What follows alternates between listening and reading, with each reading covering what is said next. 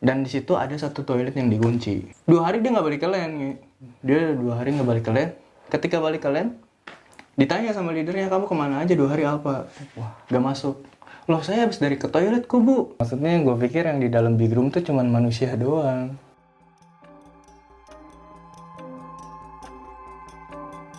Lu bisa pikir mimpinya absurd. Gue mimpi duduk di depan loker cewek. Dan pokoknya di perusahaan itu gue duduk di sini loker cewek, sini tangga baru naik jemputan ya, tangga buat naik ke dari turun jemputan. Iya. Nah gue tuh di persimpangan lah, ibaratnya persimpangan. Gue bikin goblok ya kalau dipikir dari dunia nyata, masa iya sih gue bikin nyiapin alat di loker di situ ya. Iya, di tempat jalan orang gitu kan. Oke, di mimpi itu gue nyalain lagu itu, kemudian si Desti ini kesurupan sambil ketawa dan kayak Jaipong gitu kan. Dan di situ gue, karena gue nggak takut sih, mungkin iman gue lagi bagus, gue bacain surat Al-Falaq sambil tangan gue gini. Si Desti langsung lemes, pingsan, dan pindah ke si Fani yang di tengah.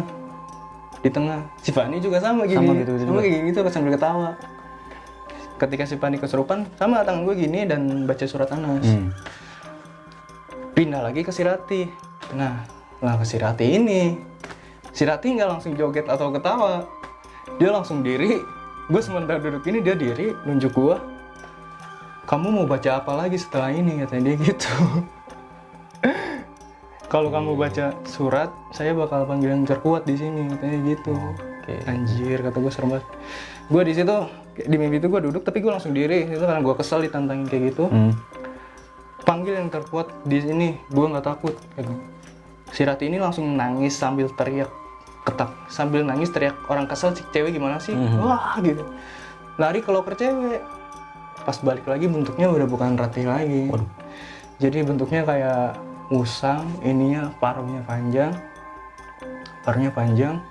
buntutnya gede, babi, anjing, monyet. Ngikutin dia. Di sampingnya Rati gitu. Sampingnya dia. Pokoknya bentuknya binatang semua, tapi tinggi kok. Tingginya menjulang ke atas berapa meter ya? 3 meter, 4 meter mungkin. Dan di situ awalnya tadi gue yang duduk di loker, ini tangga. Suasananya berubah, bukan loker lagi. Jadi kayak kebakaran gitu, Asli kok itu panas banget kok. Kerasa sampai lu kerasa kayak gitu? Iya, panas kayak lu pernah nonton kebakaran nggak? Serius? Lu pernah nonton kebakaran nggak? Gak ada hiburan yang lebih menarik. Gue pernah nonton kebakaran jarak 200 meter, 2 kali jalan raya, itu panasnya kerasa ini aja ya. Bulu-bulu, kalau misalnya lu pernah nonton kebakaran, di seberangnya aja bulu aja sampai kerontok gitu kan. Nggak itu di mimpi gue, anjir panas banget, kata gue, panas kayak anjir panas pokoknya, amit-amit dah. Situ gue panasan. Nah semua siluman babi, kera, anjing, musang, mereka tuh punya cakar panjang. Dia mau nyakar gue, cakarnya cuma sampai sini doang, sampai mata, cuman nggak kena. Kata gue, astagfirullah. Gue baca apa? Dalam pikir gue nggak langsung baca ayat kursi, gue langsung kayak terpelak gitu. Gue anjir, kata. Langsung gue baca ayat kursi. Di situ sampai ayat kursi pertengahan. Gak lama dari belakang angin adem, kayak angin suasana subuh. Suasana subuh adem, set.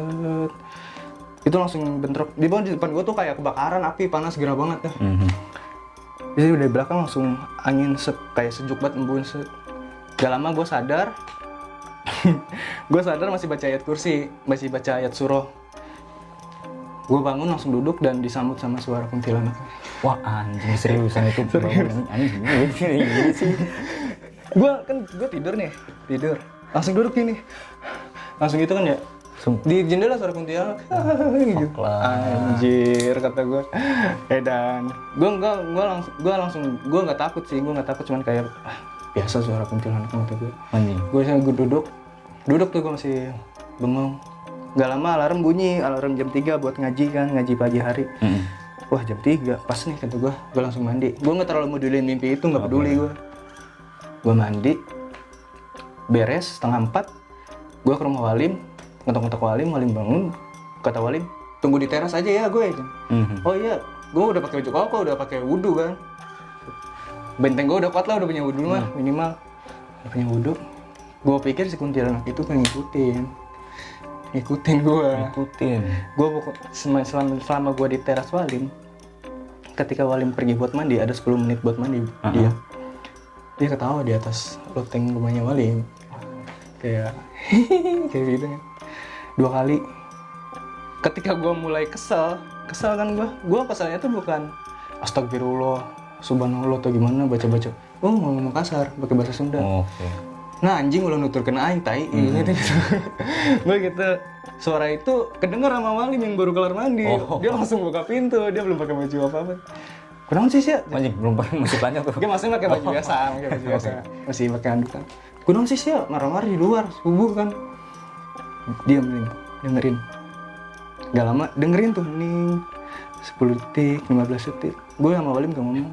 Ada lagi suaranya. Dan Walim percaya situ kalau gue diikutin. Walim denger. Kedenger Walim. Dengerin. Iya. Yaudah nggak apa-apa Lim, selalu kayak. Nah di situ gue nggak terlalu sampai pagi hari sampai gue mau masuk kerja lagi, gue nggak terlalu mikirin mimpi itu sih. Maksudnya itu mah cuma bunga tidur. Dan bunga apa yang seperti itu ya? Bunga tidur macam apa? Bunga bangke? Bunga hitam. Waduh, ya lanjut. Duh merinding anjir. Gila sih itu. Pokoknya gue gak peduli sama mimpi itu sampai gue pagi hari pun gue gak terlalu mikirin. Gue gak cerita sama Walim kalau gue semalam mimpi yang hebat kan. Dan akhirnya ketika si anak-anak yang tadi rese, maksudnya temen-temen gue yang rese ya di big room yang semeraut gitu, yang ugal-ugalan bercandanya, dia pengen ngadain meeting lagi di big room. Oke. Gue bilang di grup, jangan kenapa boy, jangan, ada yang gak seneng. Siapa yang gak seneng? Security kan kita udah izin. Jangan deh, kata gue, jangan, kalau lo meeting gue gak mau ngehadirin. Akhirnya mereka mundurin buat meeting di big room, jadi di hall basket. Oke. Di hall basket, di hall basket outdoor. Singkat cerita, meeting di hall basket kita pengenalan cara masang tenda dan segala macam. Itu alat-alat doang. Masuk jam 9 malam, di situ jam 9 malam yang kerja cuma Ratih doang, yang shift 2 sama Bang Romi. Oke. Gue masih diliburin. Dan anak-anak lain shift 1 gue diliburin. Gue juga harusnya masuk shift 2, cuman karena gue diliburin. Karena gue membernya Ratih. Oke. Gue bilang sama Ratih, feeling gue gak enak Tih, nanti lu kalau mau kerja lu ambil wudhu, kalau enggak sholat witir. Kenapa sih gue? Feeling gue gak enak. Kenapa sih? Udah ambil wudhu. Enggak, gue lagi dapet. Aduh, astagfirullah, kata gue makin parah aja nih lagi dapet. Kata gue makin kecium banget aromanya. Yaudah baca-baca aja. Yaudah gue. Singkat cerita, masuk ke LAN, dia kerja jam 9 malam, gue pulang kan. Gue nyampe rumah tuh langsung ambil wudhu, langsung ngaji biasa. Jam 9 lewat, jam 10 lewat, gak ada kabar dari Ratih. Oke, aman berarti LAN.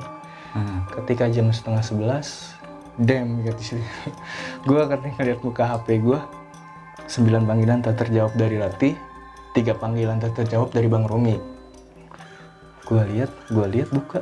Lah Ratih ngirim nomor apa? Gue buka. Anjir. Itu bocah lagi dipegangin tangannya. Goy, ini gimana, ada yang kesurupan? Enggak Goy, ini temen anak member, temen sebelah kesurupan. Kesurupannya apa? Singa, Cina, ngawang-ngawangan baik gitu. Lah, lu ngapain ngabarin gua? Gua nggak bisa apa-apa, gua berdukun bukan. Gua paranormal bukan. Gua ngapain? Ya lu baca-baca apa kek? Gua baca-baca apaan? Kata gua ya udah, lu baca-baca apa kek sampai pulang. Kata gua ke Ratih malah bilang gitu. Bang Romi juga sama. Gua ini ada yang kesurupan gimana nih? Lah gua nggak tahu bang, kata gua. Urusan aja malu bang, gua di rumah. Capek banget. Ya udah di situ setelah kesurupan itu alhamdulillah dari kejadian itu nggak ada kejadian macam-macam lagi. Mungkin yang bisa gue tangkap di sini, kalau di mana-mana kita harus jaga adab dan sopan santun. Betul sih, setuju gue kalau itu. Jaga adab dan sopan santun. Dan mungkin kalau hal buruknya yang bakal terjadi kalau misalnya kan di situ gue nggak libur, gue nggak tahu kerjanya bakal gimana. Mungkin dari makhluk-makhluk itu dendam atau gimana, mungkin menyerang balik. Di situ karena di situ nggak ada gue atau nggak ada teman-teman gue yang lain, jadi mau nyerang ke Ratih udah dikasih backup mungkin sama Syura, jadi nyerang ke anak lain. Di situ gue ngerasain banget itu. Masuk ke alam mereka benar-benar panas. Gila, sangat luar biasa ya. Ya terserah sih kalau sama audiens percaya mau enggak. Ya itu aja makanya disclaimer mungkin kalau buat kalian yang Ya ini cuma hiburan doang ya, maksudnya Cuma hiburan doang. nggak buat dipercaya segala macam. Jangan dipercaya, jangan. Jadi ya kembali ke masing-masing sih. Kalau yang percaya, ya enggak ya udah. Nggak ada pemaksaan, masa dipaksa kan nggak enak kalau dipaksa. Ya terus gimana, ada lagi apa Cerita yang lain apa ya? tapi pas di gunung itu aman Di gunung selama pendakian. selama pendakian? Ada satu. Jadi selama pendakian itu maaf, gue nggak bisa mendaki sampai selesai karena gue mendaki juga saat itu ibu gue lagi sakit kok. Oke. Dan gue udah bilang sama ibu gue kalau gue bakal nggak ikut lah buat pendakian ini karena ibu gue lagi sakit, lumayan sih sakit. Tapi ibu gue nyuruh, udah lu ikut aja, kasihan sama anak-anak lain. Acara lu udah lama disiapin. Gue berangkat dengan hati yang terpaksa, serius. Gue berangkat dengan hati yang terpaksa. Selama pendakian kita berangkat pagi sampai jam 12 siang aman, sampai maghrib aman. Dan di situ maghrib gue inget ibu gue pengen pulang. Di situ gue ngerasa dosa banget gue ninggalin orang tua lagi sakit kan. Di situ cuma bela-belain buat Ipan kesenangan kayak gini. Tapi di sisi lain gue punya tanggung jawab lumayan juga. Iya sih. Dan atas teman-teman juga menyayangkan kalau gue ikut. Seharusnya lu jangan ikut. Emang kepala di sini lu doang yang punya pemikiran buat tanggung jawab lah. Anak-anak juga punya tanggung jawab. Mending lu pulang aja. Dan situ gue pulang. Gue turun gunung Papandayan tuh maghrib gue turun. Sama teman gue diantar berdua doang. Oh gitu. Berdua doang Papandayan turun. Gue nggak bawa apa-apa. Udah pokoknya alat gue ditinggalin di sana. Oke. Gue cepet turun lari.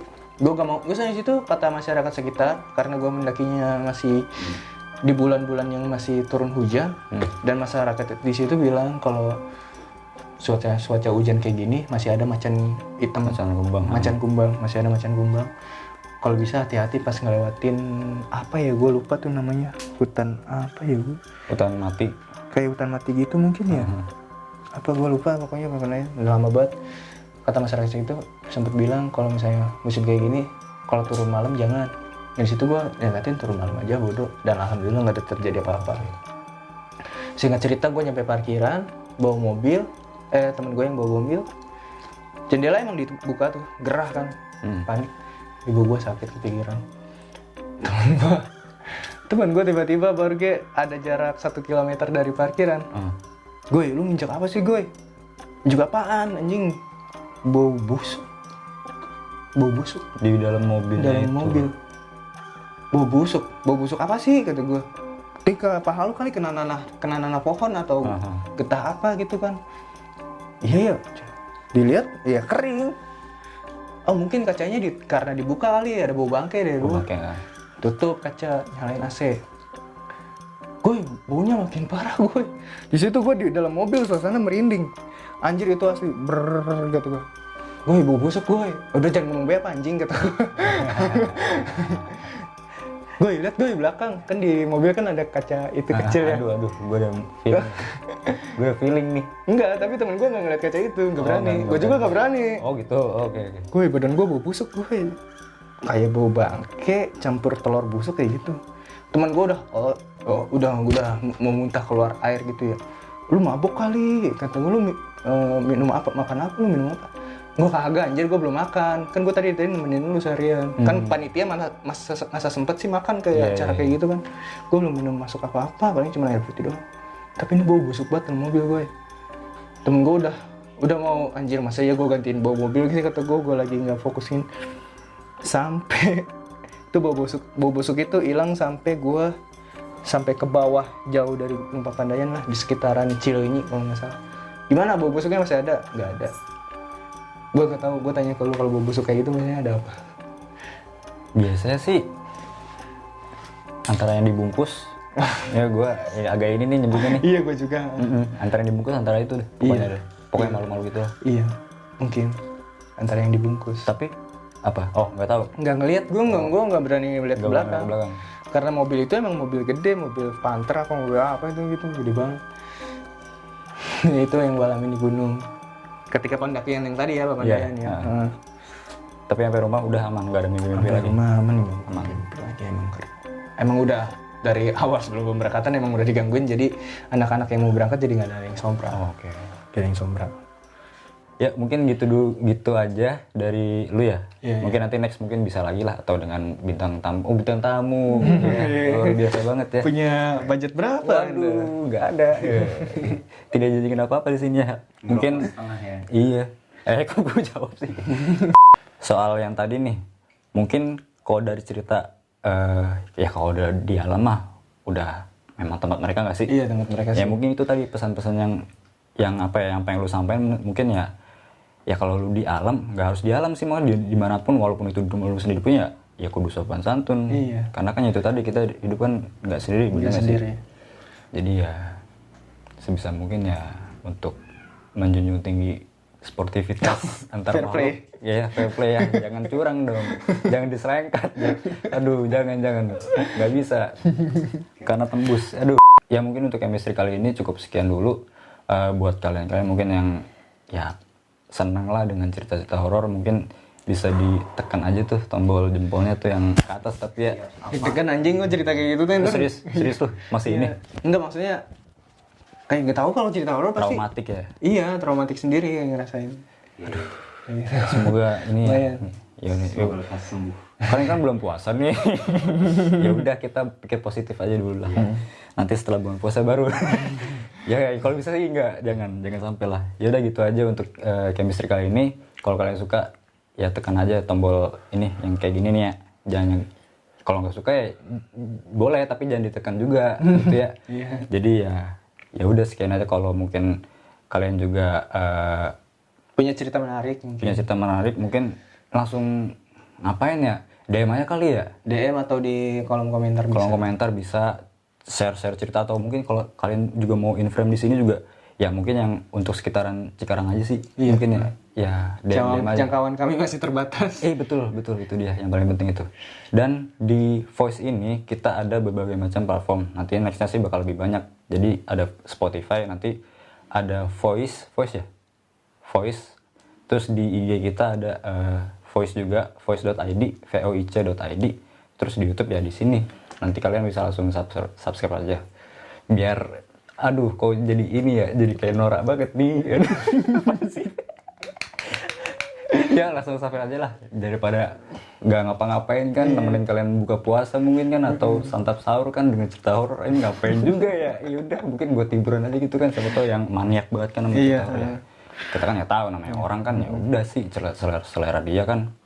Ya udah sekian aja untuk chemistry kali ini. Buat kalian mau follow platform kita, nanti ada nih di sini. Aduh tuh mampus lo yang edit nih siapa nih. Ya udah gitu aja. Sekian dulu. Ya mungkin kita pamit ya. Pamit undur diri. Selamat hari raya Ramadan.